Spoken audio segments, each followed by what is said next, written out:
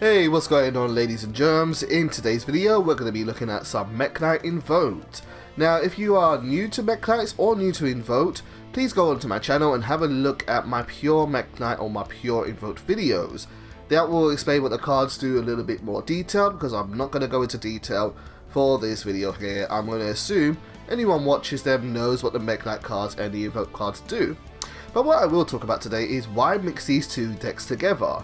Well, MEKK-KNIGHTs are an archetype which can really just work with just these 6 cards alone. The other cards are nice but aren't by any means necessary. And these cards are very self-sufficient.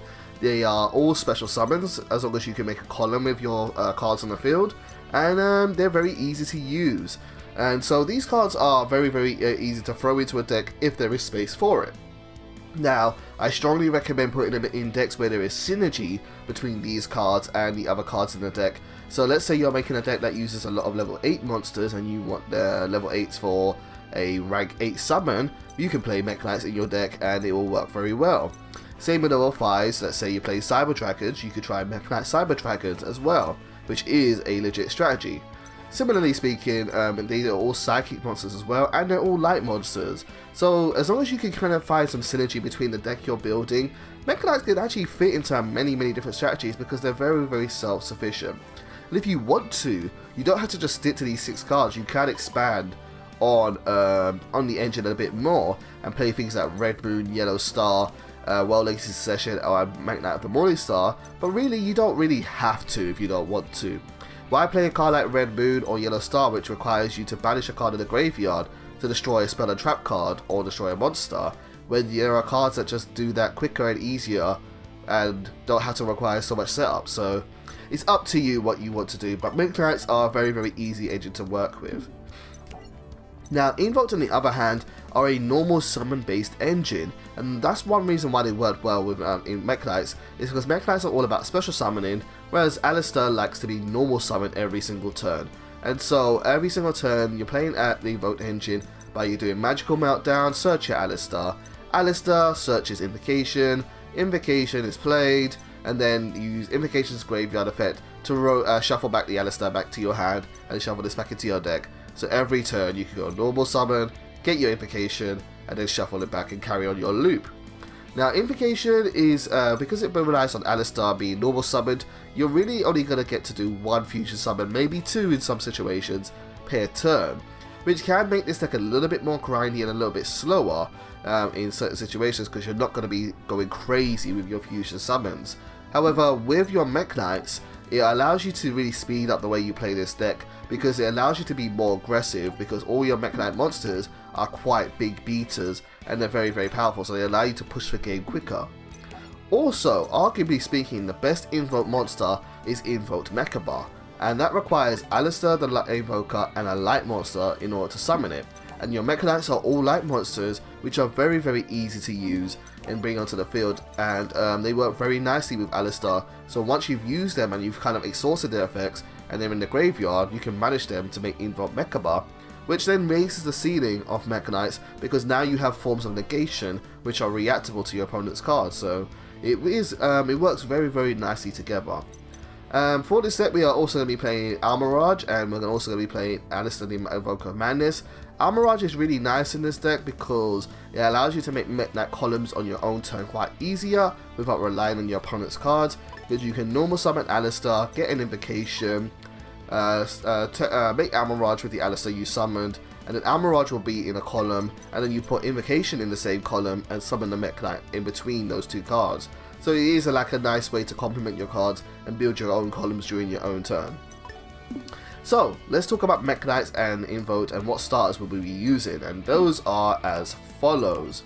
So we would have 3 Alistair the Invoker, of course with Magical Meltdown and Terraforming to search those out, and then for MEKK-KNIGHTs it's going to be your purple Nightfall and your blue Sky. That's all you need to make this deck get started. Of course then we also have Almirage as well for the Edge deck, and then onto extenders we have 1 Indigo Eclipse, 3 Instant Fusion, 3 Invocation, 1 Neos Fusion, 1 Monster Reborn, 2 Desires, 1 The Book of the Law, and 1 Upstart Goblin. Now Upstart Goblin is a placeholder. I probably will take this out for another card later on. It's just there because it's always a good card to have in your deck to make your deck smaller. Now, with this deck being very fusion summon based, I am planning to use Predator Plant Vertex Anaconda because it works very nice with fusion based cards. And so with the 3 copies of Instant Fusion, we may as well play Neo's Fusion as well because it works well with this deck, and you can also summon out your Rainbow Neos, not only using Neo's Fusion, but using Invocation as well. So it works really nice in this deck because this deck is all about fusion summoning. Now, otherwise, we're playing Instant Fusion because invoked monsters, there are some invoked monsters which are level 5 or lower, so this is another way to summon them out to the field. And we're playing Pot of Desires because you're trying to win almost in one turn whenever you play this deck. So banishing 10 cards from your deck to draw 2 isn't a problem because you're not trying to drag out the game. You're trying to win as quickly as possible. And the Book of the Law is also there for the same reason. It's a good bomb, it's a good extender, summons you out more invoked monsters from your extra deck, and it is treated as a fusion summon. So overall, really nice card. So, now we're going to talk about removal, and so far we have 25 cards in our deck and 3 cards in our edge deck. And I did the removal and defense at the same time, so I could have added generic cards for our removal and defense, but I wanted to look into the engines that we have and looked at those options first. So for MEKK-KNIGHTs offer removal in the form of Red Moon and Yellow Star, where Red Moon can destroy a monster on the field, and Yellow Star can destroy spells and trap cards on the field. Both are not once per turn either, so if you move them around from columns, say using Indigo Eclipse, you can destroy multiple monsters or spells and traps in a single turn, as long as you have enough cards in the graveyard to banish for it. Rainbow Neos also acts as a form of removal, despite being 4,500 attack, which is insane. This card can also send one monster you control to the graveyard to shuffle all monsters your opponent controls into the deck, or send one spell and trap card you control to the graveyard, shuffle all spells and trap cards your opponent controls into the deck as well. This works really nicely with Magical Meltdown, because usually Magical Meltdown sits on the field and it's not really that useful once it's been activated, so this is a nice card to send to the graveyard for your Rainbow Neos effect. Now when it comes to defense, Instant Fusion, in terms of being removal, we have Thousand Eyes Restrict and Relinquished Anima. You can play Instant Fusion and use Thousand Eyes to take one of your opponent's monsters, and then if you can summon if they have another card that's in line or adjacent to a extra monster zone, you can then make Relinquished Anima to take another one of their monsters, so you can only get 2 forms of removal for the price of 1, which is really nice and makes a lot of use out of Instant Fusion. Similarly, you can play it defensively to do Millennium Eyes Restrict and Link Karibo. Millennium Eyes Restrict will protect your board from hand traps by sucking up their monsters and negating their effects, and then use Link Karibo to play more defensively and protect your cards from being destroyed by battle by reducing your opponent's attack to 0.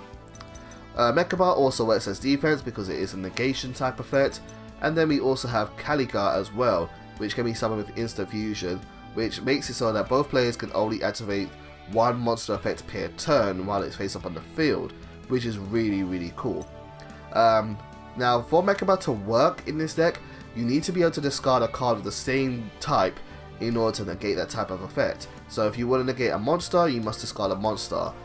Spells. So this means we're gonna have to add a couple trap cards to this deck that almost complement this deck as well, if we want Mekka to be able to negate any type of card. So we will be doing that too. But so far the deck looks like this. We have 27 cards, including the Upstart Goblin, and 13 cards in our extra deck. So let's add in a couple more cards here and round off this deck now. So of course we have to play some engine based requirements. We have to play Elemental Hero Neos and Rainbow Dragon in order to make our Neos Fusion work. That's just a requirement. And then we're going to also add in some hand traps as well, because hand traps allow us to interrupt our opponent when they're going first and we are going second. And because we're playing MEKK-KNIGHTs, you kind of want to go second because you want to summon these monsters and then attack with them on the same turn. They don't really do anything if you just have them lying on the field. So yeah, you kind of want to go second with this deck anyway. So having the hand traps really helps you interrupt your opponent's play so that they can't build as strong of a board as they normally would in order to pop off, and then you can just break their board later on. Similarly, we are also playing the Biru at 3, so if your opponent summons 5 or more monsters, you can blow up their field and then also give them a token, and you can choose where you want the token to go. Sorry, I pulled up my headphones there. You can choose where you want the token to go, which will then allow you to set up your columns later on. And then we're also playing Infinite Impermanence. This is a trap card. It allows us to negate a monster effect. So we can use Infinite Impermanence to negate monster effects, also negate spells and trap cards by setting it in the same column. Or if we don't want to do that, we can just hold it in our hand for Mecha Bar and then discard it to negate any trap card that is activated by the opponent, and then banish it. Speaking of banished, one thing with this deck I felt was that there wasn't enough back row removal, so I've added in 3 copies of Cosmic Cyclone in order to get rid of spells and trap cards, because you never know what you're going to run into in online ranked in Legacy of the Duelist. And last but not least, because we've now added a couple fire monsters with Ash Blossom and Joy Spring, but also our Amaraj, we're going to round out our extra deck with 1 copy of MEKK-KNIGHT, and also, which requires a fire monster, and also 1 MEKK-KNIGHT, which works really well with Book of the Law in order to kind of go for game quicker, where you swap 1 monster out and then summon another Invoke monster and push with the big damage.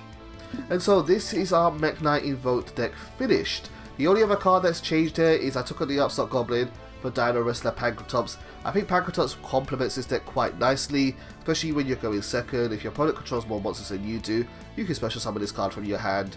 And it has 2600 attack, so it'll be able to attack over a lot of monsters. And then when you're done attacking with this card and you don't want it on the field anymore, you can have a quick effect to tribute it and destroy 1 card on the field. Very versatile, very powerful. It just fits nicely with this deck overall and helps you go for game quicker. And so this is our MEKK-KNIGHT Invoked deck finished. I think it's a very, very well built deck. So now let me go into some gameplay here and try and show you what this deck is trying to accomplish through battle. So for today's video, I have not just 1 but 2 gameplay clips to show you. This very short clip is just an example of what this deck is like going first, and how by playing invoked cards and fusion cards, it can help you make your columns a little bit easier for your MEKK-KNIGHTs. And then we'll go into a little bit of a game for the second one. So first, in this first game, we're going to add Magical Meltdown, which will search out Alistair the Invoker. Now, I'm going to be now able to normal summon Alistair the Invoker in order to add a copy of Invocation. However, you don't really ever want to have Alistair negated, so what I would normally do in this situation is I would normally play Instant Fusion, and then I would go and grab a copy of Millennium Ice Restrict in order to protect our field from Ash Blossom. However, I can kind of tell from the way Eyes of Silver was playing, they got 9 cards in their extra, 8 cards in their main. They're new to the game, so I'm not worried about Ash Blossom at all. So I thought I'll use this opportunity to show you how Invoked Raijin can work with Instant Fusion. So Invoked Raijin has an effect, and we'll talk about that in a second, but now we're going to normal summon Alistair the Invoker, which will then search out our Invocation. Now normally the card that you summon with Instant Fusion will be destroyed during the end phase of this turn. However, we're going to be able to work our way around that by using the effect of Invoked Raijin. And Invoked Raijin has the effect where it can turn any monster on the field face down as a quick effect once per turn, which is really cool. It's a good way to interrupt your opponent's plays. And but what we're going to be able to do is we're going to turn it down ourselves in a moment, so that we don't have it destroyed by Instant Fusion during the end phase. But first, I'm using the Invocation which I added to my hand earlier, to set into the field in order to make a column with the card in my extra monster zone. And this is how this deck can be really good to help out MEKK-KNIGHTs, because it gives you a way to build your own columns going first. And that was all fairly self-sufficient. Instant Fusion puts a card in the extra monster zone. If it didn't do that, I could have just normal summoned Alistair and then tributed Alistair for Salamangreat Great Amaraj, and that would have put a card in the columns in the extra monster zone. And then I used the Invocation that I searched out to put another card in the same column, so that a MEKK-KNIGHT can be put to the field. But we had Instant Fusion there, so we can extend a little bit further. Now we are playing Invocation, and because we are going first, we're not really going to summon Rainbow Neos, but we are going to make Invoked Mecha Bar, and we're going to use Invoked Mecha Bar using the MEKK-KNIGHT Red Moon and the Alistair on our field. And I've done that so that we can keep the Rainbow's materials in our hand with Rainbow Neos and the Rainbow Dragon and Elemental Hero Neos, so that we can use them as materials to discard for Invoked Mecha Bar, who is able to negate the effect of an opponent's card by discarding a monster spell or trap. And so now, before we end this turn, we're going to now use Invoked Raijin to flip it face down so that it won't be destroyed during the end phase of this turn. And yeah, this is just an example of what this deck is like going first. It's not as good going first as it is second. Going second, you can make more power plays because you can just push for damage so much easier. And because you're playing MEKK-KNIGHTs, there's so many ways in which you can just kind of play through your opponent's cards and not have to worry about the interruptions, because you're just going to play through them and keep on summoning out more monsters. But now we're going to leave that game here. We're going to go on to a different game here. And again, this game isn't very competitive. I think even this was actually maybe even worse than the last one. But what we are going to be able to do is still show you what this deck is like now going second, and how much better a deck like this is going second. So the Phoenix here is going to be activating a bunch of cards. They are all the cards that you get when you start off the game with. So you got Supply, Squad, Shard of Greed, Gold Sarcophagus. Nothing which is overly bad per se, but nothing which is too remarkable nonetheless. And yeah, he goes to banish Morphine Jar. So we are going to now go to our own turn here, and I'm really not really worried about too much interruption here, so we're just going to try and pop off as much as we are able to do so. So first of all, we're going to go play our MEKK-KNIGHT cards. You always want to play your MEKK-KNIGHT cards first. You play through interruption, even though I know my opponent's not going to have any interruption here. And so first we play MEKK-KNIGHT Blue Sky, and we are going to be able to add 2 MEKK-KNIGHT cards from our deck to our hand, because he has 2 cards in the same column.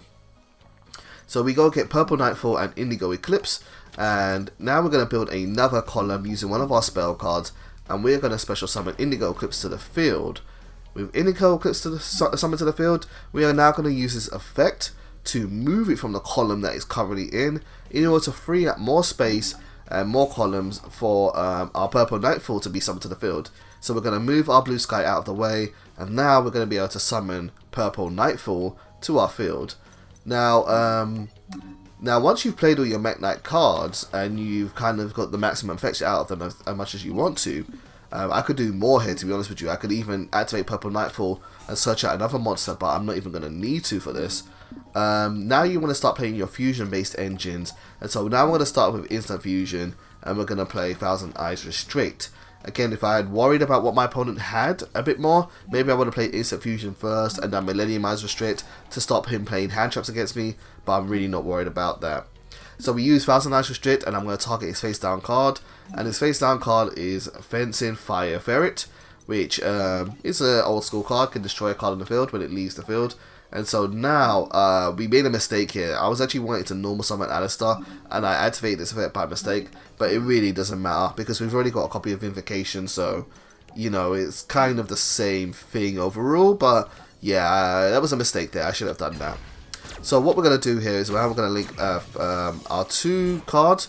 You need to have 2 different cards of 2 different attributes and types in order to summon Alistar, the Evoker of Madness. So we had our light-based Psychic MEKK-KNIGHT Blue Sky, along with our dark-based Spellcaster, Thousand Eyes Restrict, and we used both of them to make Alistar, the Madness Invoker. And now Offensive Fire Ferret is going to try and destroy one of the cards on the field, and he destroys Alistar. I was surprised. I actually thought he was going to go for the bigger monster, which would have been fine because Purple Nightfall could have dodged it, but he went for Alistar, and again, it really doesn't matter. We've got so much damage on board here that there's no way we're not going to win this game this turn. And so now we are playing Invocation, and we can banish 2 cards from the graveyard as materials for this fusion summon. He banishes Fencing Fire Ferret, and we banish my Alistar the Invoker in order to make Invoke Purgatrio. Invoke Purgatrio has 2300 attack. However, Invoke Purgatrio has the ability to gain 200 attack for every card your opponent has on the field. Kind of like, almost like Cyber Dragon Infinity in a way, where it counts its own materials and gives you 200 attack for each. And so he is now 2700 attack. Not that it matters this turn, but Invoke Purgatrio can also attack all monsters your opponent controls, and also does piercing damage, so it is a real powerhouse of a card. So we do 2700 damage to the Phoenix, and then we attack with Purple Nightfall, and I could attack with Indigo Eclipse, but we're just going to go ahead and activate the Book of the Law. And this card reminds me a lot of Mask Change, where you can tribute a hero monster to summon a Masked hero monster, but instead we do that with our Invoked card. So we tribute an Invoked monster, summon another Invoked monster, and we are now going to summon Invoked Magalenica. Invoked Magalenica is a normal base fusion monster that has 3000 attack, and we are just going to be able to swing hard with this card, and that's going to be 8000 damage to game. I mean, on total is 10,400 damage, but 8,000 will do it for there. And so guys, I hope you've enjoyed this quick look into MEKK-KNIGHT Invoked. It is a very, very fun deck and a very powerful deck to play. So give it a try, strongly recommend it. It is also competitive, so you won't, as long as you don't lose too much, you will be able to see success with this deck. And yeah, I think it's a really, really fun deck to play. A good mixture of two really good archetypes that many people aren't actually using today. Thank you guys as always for watching. I will see you soon. Take care.